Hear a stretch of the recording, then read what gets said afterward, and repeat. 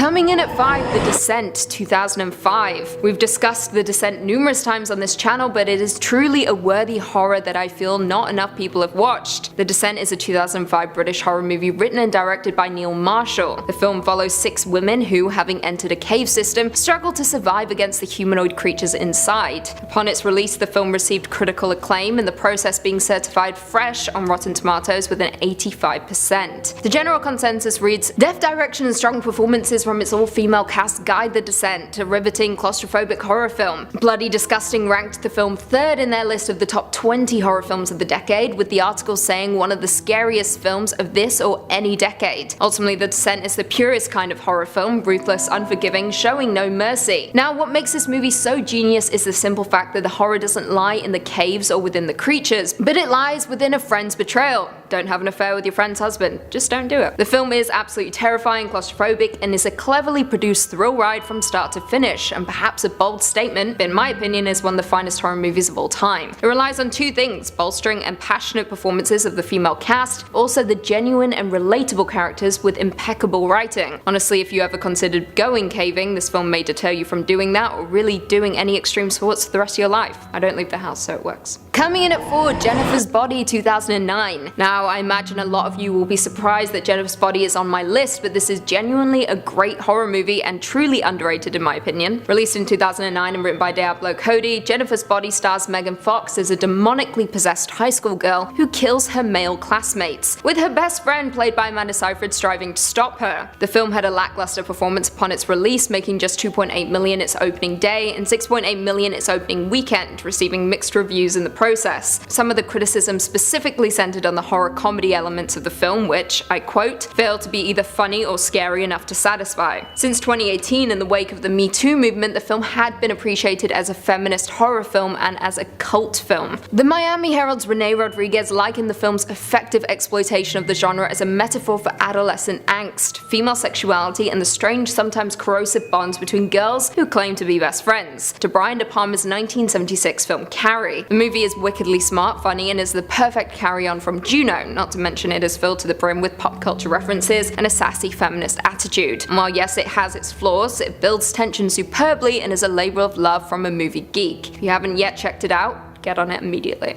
Coming in at 3, Pontypool, 2008. Pontypool is a 2008 Canadian horror film directed by Bruce McDonald and written by Tony Burgess, based on his novel Pontypool Changes Everything. The plot centers on disc jockey Grant Mazzy, who reports to his basement radio station in the Canadian town of Pontypool that he thinks it's just another day at work. He is wrong though, because when he hears reports of a virus that turns people into zombies, Mazzy barricades himself in the radio booth and tries to figure out a way to warn his listeners about the virus and its unlikely mode of transmission: the English language. At Rue Morgue's 2008 Festival of Fear Expo, director Bruce McDonald stressed that the victims of the virus detailed in the movie were not zombies, and called them conversationalists. I quote, "There are 3 stages to this virus. The first stage is you might begin to repeat a word, something gets stuck, and usually it's words that are terms of endearment like sweetheart or honey. The second stage is your language becomes scrambled and you can't express yourself properly. The third stage, you become so distraught at your condition that the only way out of the situation you feel as an infected person is to try and chew your way through the mouth of another person." It's the way I feel every day.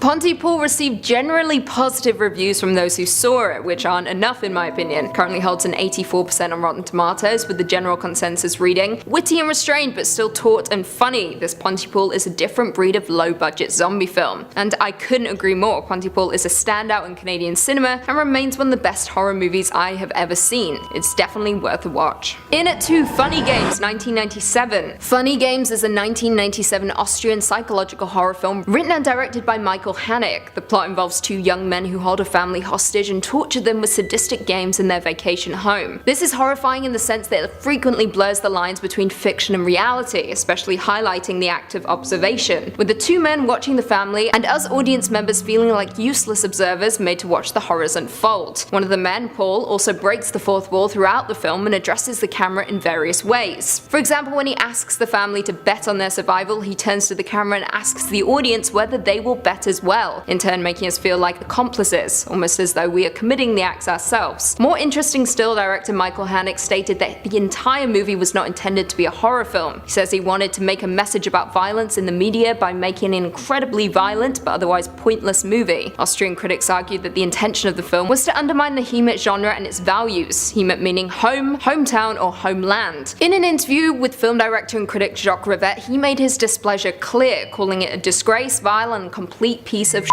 It was glorified violence, but there is a message at the end of the day. Variety's David Rooney wrote, "The film is shocking and upsetting, but never truly gets under the skin the way this kind of material often can. Whatever reservations are prompted by Haneke's approach, his direction is controlled and edgy." If you have yet to see this masterpiece, I suggest you check it out immediately. Then after you do that, watch the American remake, also directed by Haneke and filmed in the same location. Both are worthy of your time. And finally, coming in at number 1, Freaks, 1932. Freaks was a 1932 pre-code horror movie produced and directed by Todd Browning. Pre-code Hollywood refers to the brief era in American film industry between the widespread adoption of sound in pictures in 1929 and the enforcement of the Motion Picture Production Code's censorship guidelines, popularly known as the Hays Code, in the mid-1934. The film itself follows a trapeze artist who joins a group of carnival sideshow performers with a plan to seduce and murder a dwarf in the troupe to gain his inheritance. But her plot proves to have dangerous consequences. Freaks was met with a harsh response from test audiences who found the film too grotesque to stomach. In response to this, the 90-minute feature was cut down, and additional alternate footage was incorporated to help increase the running time. However, despite the cuts made to the movie, Freaks still garnered notice due to the fact that its eponymous characters were portrayed by people who worked as sideshow performers and had real disabilities. Due to its controversial content, the film was banned in the United Kingdom for over 30 years, and was labelled as brutal and grotesque in Canada. In the year of its release, MGM responded to accusations that the film exploited its subjects by stating, I quote, "What about the Siamese twins? Have they no right to love? The pinheads, the half-man, half-woman, the dwarfs, they have the same passions, joys, sorrows, laughter as normal human beings. Is such a subject untouchable?"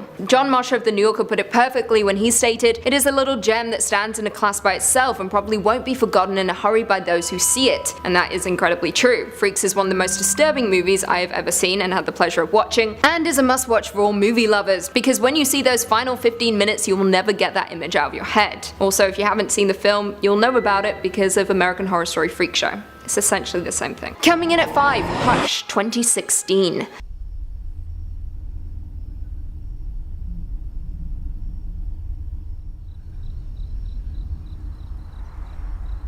Hush is a 2016 slasher film directed by Mike Flanagan, the man behind The Haunting of Hill House. It also stars his real-life wife Kate Siegel, also from Haunting of Hill House. The film follows a deaf writer who retreated into the woods to live a solitary life. However, she now must fight for her life in silence when a masked killer appears in her window. Now, this film is truly wonderful in so many different ways. Not only does it expertly build fear around such a simple premise, but it also isn't torture. Our protagonist isn't limited, but instead takes on her attacker through other heightened senses. You root for her most of the time out loud as she faces off against her foe inside her home, while everything around her remains completely silent. The movie was an absolute hit among film critics, with the movie holding a 91% approval rating on Rotten Tomatoes, with the general consensus reading, "Hush navigates the bloody waters of home invasion thrillers and incisive slashes for a contemporary horror puree." If that isn't good enough for you though, horror legend himself Stephen King wrote that, I quote, "How good is Hush? Up there with Halloween and even more, Wait Until Dark. White Knuckle Time on Netflix." Moreover, what makes this movie so superb is the fact that it manages to accomplish 3 major feats: fear, realism, and empowerment. It is honestly one of the best horrors I've watched in a very, very long time. In at 4, The Fourth Kind, 2009. Tell me about the owl. Doesn't look like a normal owl. There's no owl. It's not an owl. The Fourth Kind is a 2009 science fiction horror movie starring Milla Jovovich. The movie is a pseudo-documentary purporting to be based on real events in Nome, Alaska in 2000, in which psychologist Dr. Abigail Emily Abby Tyler uses hypnosis to uncover memories from her patients of alien abduction, and finds evidence suggesting that she may have been abducted as well. Now, alien movies that provide genuine chills are incredibly hard to come by these days, with nothing quite being able to top the likes of Alien or The Thing. Saying that, The Fourth of Kind is yet another take on the found footage subgenre. However, it is unique in the sense that it is presented through police footage, tape psychology sessions, interviews with alleged subjects, as well as staged reenactments. Although the film was absolutely panned by critics, it does successfully capture the real fear behind the idea of extraterrestrials and abductions. And just like Twin Peaks, the owls are not what they seem. Now, as I said before, the film received mostly negative reviews from critics, many of whom were offended that the film attempted to use the real-life tragedies of missing and deceased gnome citizens in order to make money using a fictitious story about alien abduction. Fair enough. Regardless of the criticism though, the movie is genuinely terrifying and uncomfortably blurs the lines between reality and nightmare, with an ending that is incredibly hard to watch. It is honestly a must-see, trust me. In at 3, House at the End of the Street 2012. Hey, do you need a ride? No, I'm fine. This is my driveway. No, it's not. You just moved in on Sycamore Lane. I live next door. You're Ryan Jacobson. Yeah.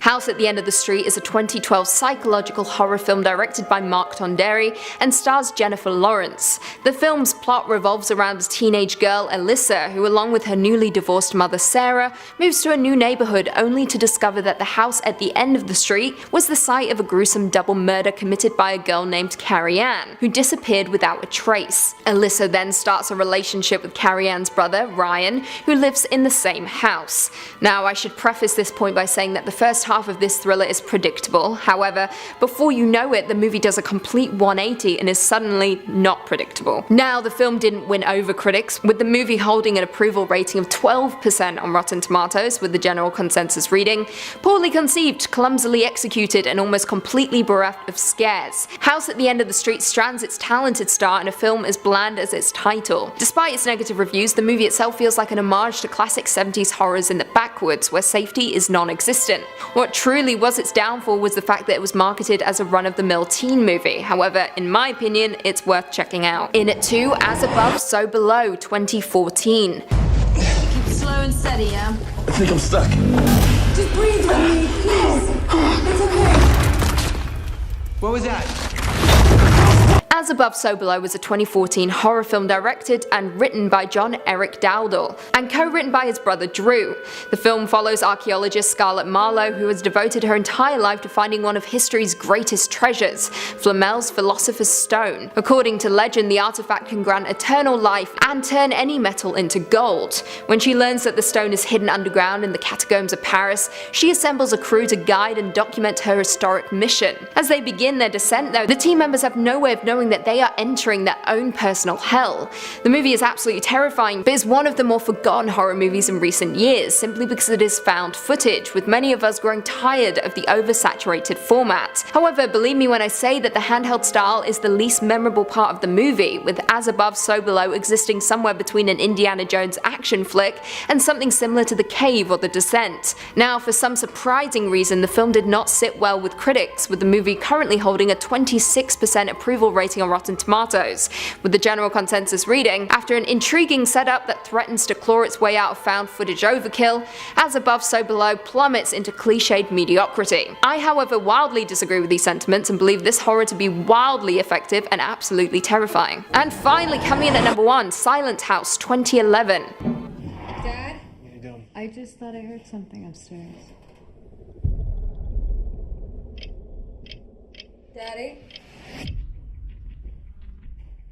Silent House is a 2011 independent psychological horror film directed by Chris Kentis and Laura Lau, and stars Elizabeth Olsen. The plot focuses on a young woman who is terrorized in her family vacation home while cleaning the property with her father and uncle. The film itself is most notable for its use of real-time footage, as well as manufactured appearance of a single continuous shot. What starts as another home invasion movie quickly becomes an assault on the psyche, taking us all by surprise. Like the majority of our list, this film didn't resonate with critics, with the film holding a 41% approval rating on Rotten Tomatoes. With the consensus reading, I quote, "Silent House is more technically proficient and ambitious than most Fright Fests, but it also suffers from a disappointing payoff." However, in my opinion, Silent House manages to grip viewers with unrelenting paranoia, not to mention the one-take style leaving us just as lost as Elizabeth Olsen's character, as we navigate a home that has more secrets than we initially realized. Not to mention the movie has a superb twist that you will never see coming, and pays pays off in every single way. It is utterly disturbing. Coming in at 5, The Black Coat's Daughter 2015. The Black Coat's Daughter is a 2015 Canadian-American psychological horror film written and directed by Osgood Perkins. The film stars actors Emma Roberts, Kiernan Shipka, Lucy Boynton, and James Remmer, with the plot taking place over the winter break, during which time 2 Catholic schoolgirls get left behind at their boarding school, which the nuns are rumoured to be Satanists. This movie is so underrated but has managed to garner a large cult following, and for a very good reason. The movie lingers with you for a long time to come, and it's not one you'll forget anytime soon. The Black Coat's Daughter received largely positive reviews, with the film holding an approval rating of 73% on Rotten Tomatoes, with the general consensus reading, "Slow building and atmospheric, The Black Coat's Daughter resists girls in peril cliches in a supernatural thriller that serves as a strong calling card for debuting writer-director Oz Perkins." Coming in at number 4, The Haunting, 1963. The Haunting is a 1963 British supernatural psychological horror film directed and produced by Robert Wise and adapted by Nelson Gidding from the novel The Haunting of Hill House, written by Shirley Jackson. The movie stars Julie Harris, Claire Bloom, Richard Johnson, and Russ Tamblyn, and depicts the experiences of a small group of people invited by a paranormal investigator to investigate a purportedly haunted house. The Haunting was released on September 18th, 1963, and audiences were well and truly frightened by it. Film critic Dora Jane Hamblin related how 4 of her female friends, expecting a ho-hum film, took out makeup during the film's first few minutes with the intention of fixing their faces. The film, however, proved so frightening that the women were jumping out of their seats and losing their items. In Houston, Texas, a local cinema promoted the film as so chilling that it held a contest to see which of 4 patrons could sit all the way through a midnight screening. The prize was $100. A lot back then. However, despite all of this, the movie was still split among critics, with the general consensus being that it was a stylish movie but had major flaws in the plot and lacked excitement. However, the film's stature has grown since its initial release, with director Martin Scorsese placing The Haunting first on his list of the 11 scariest horror films of all time. Not to mention, Steven Spielberg considers the film one of the seminal films of his youth and is the scariest film ever made. A remake of the film was attempted in the early 1990s by horror author Stephen King, who pitched the project under the name Rose Red to Steven Spielberg. However, the pair mutually agreed to shelve the project after not coming to an agreement. The Haunting was formally remade in 1999 under the same title. Horror director Wes Craven initially worked on the project but ultimately abandoned it. The adaptation was later taken over by Jan de Bont and starred Liam Neeson, Catherine Zeta-Jones, and Owen Wilson, and was universally hated. It is a very bad film. In at number 3, Tusk 2014. Tusk is a 2014 American comedy body horror film written and directed by Kevin Smith, based on a story from his Smodcast podcast. The film stars Michael Parks, Justin Long, Haley Joel Osment, and Genesis Rodriguez. The plot concerns a US podcaster who ventures into the Canadian wilderness to interview an old man who has an extraordinary past, and the American learns the man has a dark secret involving a walrus. Now, the idea for the movie came during the recording of Smodcast 259, The Walrus and the Carpenter. In the episode, Smith, with his longtime friend and producer Scott Moiser, discussed an article featuring a Gumtree ad where a homeowner was offering a living situation free of charge if the lodger agrees to dress as a walrus. The podcast went on from there, resulting in almost an hour of the episode being spent on reconstructing and telling a hypothetical story based on the ad. Following the episode, Smith went on to tweet his followers asking if they wanted to see the walrus story turned into a movie, and of course they said yes, and the rest is history. However, not everyone was a fan of the result, with reviews being largely mixed. On Rotten Tomatoes, the film currently holds an approval rating of 45%, with the general consensus reading, Tusk is pleasantly ridiculous and charmingly self-deprecating, but that isn't enough to compensate for its thin, overstretched story. Tusk had its world premiere at the Toronto International Film Festival before it was eventually released on September 19, 2014 by A24. The film was Smith's first major wide release since Cop Out back in 2010, and ultimately performed poorly at the box office after receiving mixed reviews from critics and viewers alike. However, I loved it, and that's all that matters, because this is my list and it's about me. Coming in at number 2, The Changeling, 1980. The Changeling is a 1980s Canadian supernatural psychological horror film directed by Peter Medic and starring George C. Scott, Trish Van Devere, and Melvin Douglas. The plot concerns an esteemed New York City composer who relocates to Seattle, where he moves into a mansion he comes to believe is haunted. The screenplay itself is based upon events that writer Russell Hunter claimed to have experienced while he was living in the Henry Treat Rogers mansion in the Cheeseman Park neighborhood of Denver, Colorado in the late 1960s. Hunter said he found a century-old journal in a hidden room detailing the life of a disabled boy who was kept in isolation by his parents. During a seance, he claimed the spirit of a deceased boy directed him to another house, where he discovered human remains and a gold medallion bearing the dead boy's name. Creepy stuff indeed. The film premiered at the USA Film Festival in Dallas, Texas on March 26, 1980, and was released simultaneously in Canada and the United States 2 days later.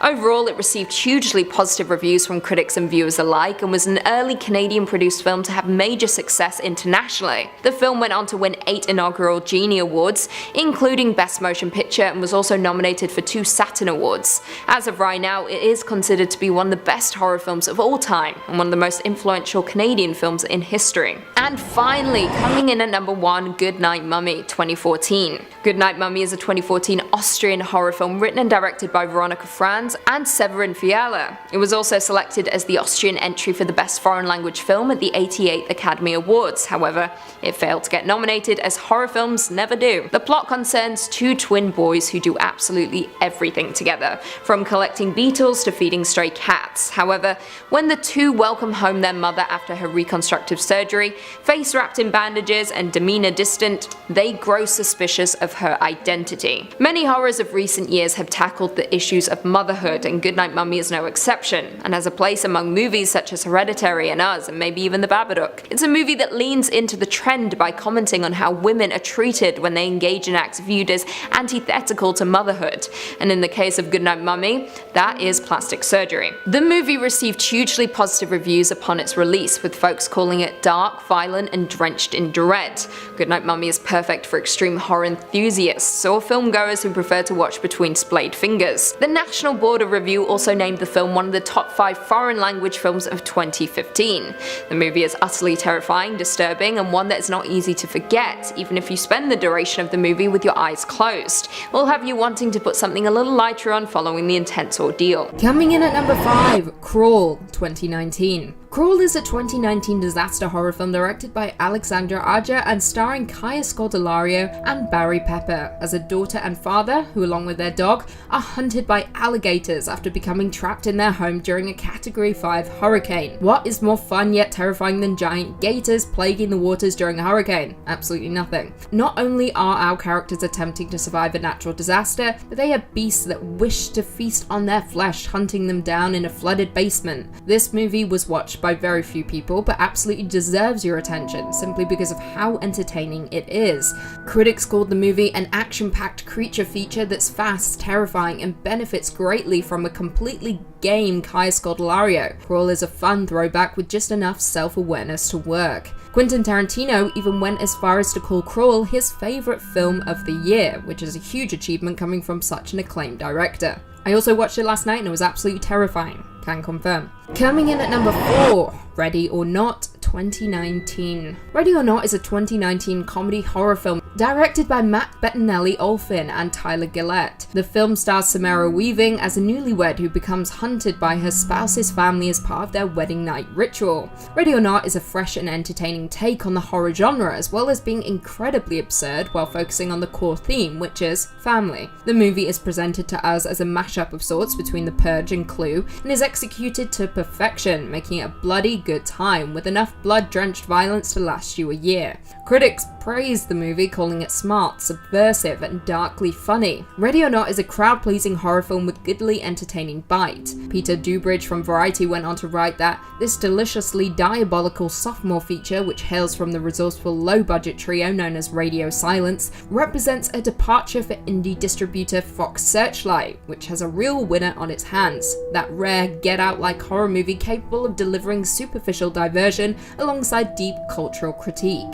Authors Stephen King and R.L. Stine, as well as horror directors Guillermo del Toro and Michael Dougherty, all went on to tweet their enjoyment and approval of the movie. Coming in at number 3, Apostle 2018. One of many Netflix movies on our list, Apostle is a 2018 period horror film directed and edited by Garth Evans and starring Dan Stevens, Paul Higgins and Michael Sheen. The movie takes place in London in 1905. Prodigal son Thomas Richardson has returned home, only to learn that his sister is being held for ransom by a religious cult. Determined to get her back at any cost, Thomas travels to the idyllic island where the cult lives. As Thomas infiltrates the island's community, he learns that the corruption of mainland society that they claim to reject has infested the cult's ranks nonetheless, and uncovers a secret more evil than he could have imagined. Now, you may be getting some serious Wicker Man vibes from that description, and you would be correct. It is Wicker Man 2.0, made for a younger audience. Well, that is my interpretation anyway. However, Apostle is far more gruesome and violent than the aforementioned movie. The movie starts off slow, but please stick with it because it quickly descends into a bloody good mess that will leave you squirming in your seat. As I said before, the film is reminiscent of The Wicker Man, with Variety agreeing, calling it an homage to the film. Coming in at number 2, Velvet Buzzsaw 2019. Velvet Buzzsaw is a 2019 satirical horror film starring Jake Gyllenhaal, Rene Russo, Toni Collette, and John Malkovich. The movie is set in the contemporary art world scene of Los Angeles, where big money artists and mega collectors pay a high price when art collides with commerce. Now, this is yet another team up between director Dan Gilroy and actor Jake Gyllenhaal, who previously worked together on the thriller Nightcrawler, with the pair re-teaming for Velvet Buzzsaw, a very different type of movie, but one that will shake you to the core, especially if you are an artist. When the artwork of a dead man is discovered, everyone in the bougie LA art world attempts to capitalize on it, as they would. However, the major problem is that artists begin to show up dead, with the artwork seemingly being at the center of it all. This is one of many Netflix originals on our list, with the movie having its premiere on the streaming service on February 1st, 2019. The movie polarized critics, with Emily Yoshida of Vulture writing, "Writer and director Dan Gilroy is drawing from the same well of bitter, morally compromised Los Angeles that he did for 2014's Nightcrawler, but Velvet Buzzsaw, as gleaming and sun-drenched as Nightcrawler is dark, is even more of an effective and even more operatically heightened." However, Peter DeBruge went on to call it one of the most cynical movies of all time. Whether that is a compliment or an insult, I'll leave that up to you. And finally, coming in at number 1, we have The Perfection 2019. The Perfection is a 2019 psychological horror film directed by Richard Shepard, starring Allison Williams, Logan Browning, and Steven Weber. The movie centers on a troubled musical prodigy, Charlotte Wilmore, who seeks out Elizabeth, the new star pupil of her former school, Backoff, resulting in the two musicians being sent down a sinister path with shocking consequences. I should preface this point by saying that this is one of my favorite horror movies of recent years. I've watched it far too many times and have definitely watched it within the last week. Anyway, I digress. This horror is a Netflix original, with Williams quickly carving a niche for herself in the horror genre, what with her stunning performance in Get Out, which was a surprising turn for the usually comedic actress. As any horror fan will know, it is incredibly tough to get an exploitation movie right, with you having to find a happy balance between class and crass. Some fail in the process, but thankfully The Perfection shines. The movie takes us on an emotional roller coaster, implementing useful rewind moments that we never see coming, in turn throwing twist after twist at us while we're left to sit in silence with our jaws on the floor. The film is beautiful, filled with classical music that's perfectly paired with shocking scenes of violence and murder. The Perfection plays with your mind in all the right ways, with you never quite knowing who the real villain is until the final few moments of the movie. It also demonstrates to us the lengths people will go to protect the ones they love, as well as their music. The Perfection is quite honestly perfection, and shines a light on both Allison Williams and Logan Browning, who both do a superb job of playing broken musicians who are desperately seeking love and family.